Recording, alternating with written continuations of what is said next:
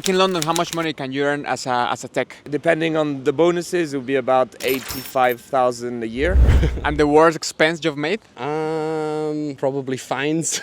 Okay. Like cop fines from something stupid you did. No, it's not a good example, but drunk driving. Don't do it. No lo hagan. It's not good. But I did it once when I was younger, and How much you paid? it was like 3,000. Somebody with your experience, like an approximate per year? For myself? Yeah. I prefer not to say. It's okay. Are you a millionaire today? No, definitely not. Not yet. It's not about money. I don't know, especially on those, like we're on holidays now, and I think that's when also you realize we're sleeping in a van, that you actually don't need much. Like having more time, a little less money is way better than having a lot of money and no time.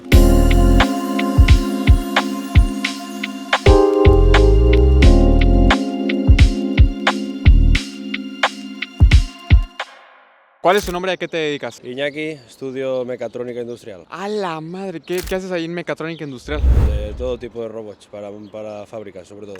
¿Cuál ha sido el mejor robot que has hecho o el que más te ha gustado? Ahora estoy en una fábrica de prácticas y estoy estudiando con un robot que se llama GLV, que es para llevar todo tipo de palets, de lo que más de cerámica. Okay, ¿qué tanto crees que nos alcancen los robots en un futuro? Mucho, mucho, nos va a servir para todo.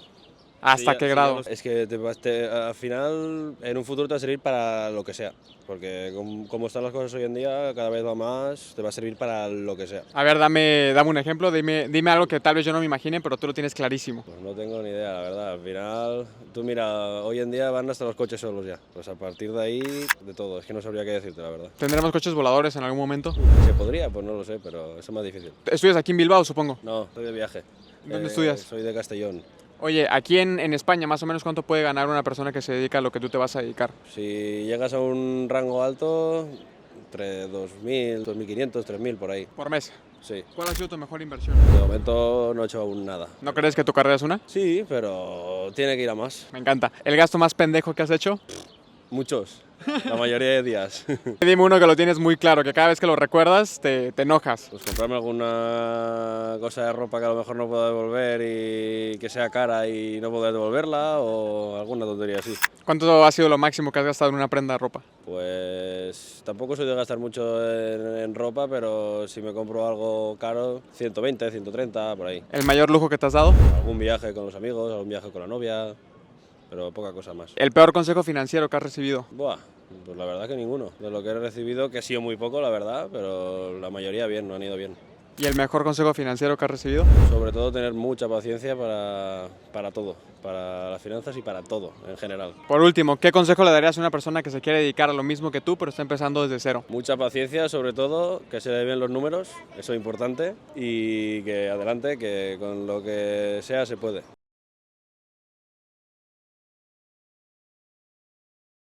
What's your name and what do you do for a living? So my name is Will, and I work in tech in London, and I'm also a part-time ski instructor. Which work do you love the most? I think the ski instructor, when I teach, it doesn't really feel like work. Okay. It's a passion, and it's the one that your office is the mountain, and I don't struggle to ever get out of bed to go in the mountain and teach my passion. So, yeah. Okay, and as a tech, what do you do? I work in the cloud business, so I help big companies store their IT infrastructure into the cloud of Microsoft.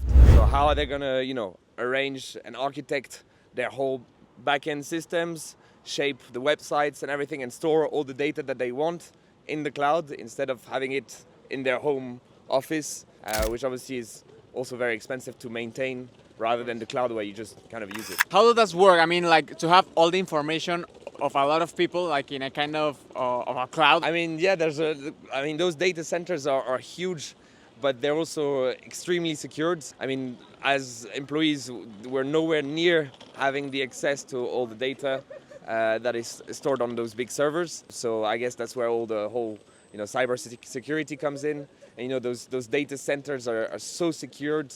And the weakest link of security are humans. Mm-hmm. So yeah, even I couldn't get there. Do you think we are like getting into something super new, or what do you think about the future? I mean, I think the future is the future. I think is very exciting. the growth in tech is just exponential. I mean, we were hearing words about AI and machine learning 10 years ago, and we're like, yes, this thing is not really I mean, how is it ever going to happen? And now it's there, and we're all using it every day. You know, whether it's large language models like ChatGPT or Gemini, and they just change the way we work, change the way we live. You know, if you need to write an email, a lot of people, they just send it to ChatGPT to double check. Yeah. Whereas before you'd be like, okay, am I gonna send this like that? So it's just changing the way we use work, and I think it's great tools that can go around our work, but for now they're not there yet to kind of replace us yet. How do you think we can take the more advantage about AI? Yeah, so I mean, I think the best way for us to kind of stay on top is just to keep in touch with tech and use it. Not be scared of it and just try the tools and not be like, oh, I don't want to use any of that, I'm against it. Because otherwise you're going to be left behind and everyone's going to use it and you're just not going to be able to do anything anymore. So just keep in touch with tech, stay curious about what are the latest things that are being used and try them out. I think that's the best way that we can kind of rival with AI, is to use it for us. Back in London, how much money can you earn as a tech? Depending on the bonuses, it would be about 85,000 a year. So in euros, that would be like something like 95. What has been your best investment in your whole life? My most profitable investment was my ski instructor license, because it's very expensive to take, but the money you can make after that is very, very good money. Your worst expense? I used to own a car, and cars, the way the world is moving now, I think we're good with public transports in cities. I had a car in a city, and I didn't earn enough money at the time to pay for the car, you know, insurance, petrol, all of that. And it's just a money hole. You just lose all your money into that. So if you don't need it for work purposes and can get away with public transports, for me, that's the good way. Your biggest luxury? I guess the luxury I have is to have a family that has a place in Switzerland that allows me, you know, to learn skiing since I was a kid. And, you know, I'm so thankful for what my parents have given me. And I think not everyone has, you know, the same chances at the start of their life. And I was lucky with that. Okay, perfect. And the last one lie you've heard about money. One lie I've heard about money. I think money does make you happy in some ways, in the way that it can make basic life problems go away. Let's say, imagine, you know, you're driving and you have a speeding ticket. If you're really struggling with money and you can't afford to pay, I don't know, like 100 euros of the speeding ticket, then money, you know, it's a struggle in life. You can't put food on the table. You're going to have to rethink about how you're going to pay for your house or something, or school for kids. So money can help with some of the base life issues, and if you don't have that, struggle a lot. So money does bring a little bit of happiness from that.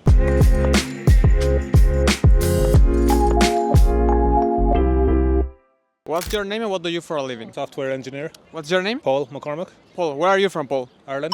For how long have you been doing this? Maybe 15 years. What has been the best project you have worked on? I work with mainly telecoms, mobile networks, so I've basically been working on the same project since I've started. So working with development teams is the best part of it. And what do you do as a software engineer? Basically Java code development, so we're working on telecom projects. So it's basically working as part of a team, developing software, delivering into a large project, so it's quite good working with other people. What do you think is the secret to have success in this industry? Good collaboration, good diverse teams, as in a good mixture of different types of people, male, female, different cultures, all that mixed together, happy working environment, and that makes it easier and better to work in. What kind of software do you think are going to have the biggest developments and where you can make more money? Oh, well, everybody's talking about Gen AI now at the moment and how we're going to use AI to make our lives easier and how we're going to use it to develop software and making life easier for people. So I think that's the main buzzword at the moment now, but I don't think we've quite figured out yet how to use Gen AI. Yeah. It seems to be a lot of talk about it, but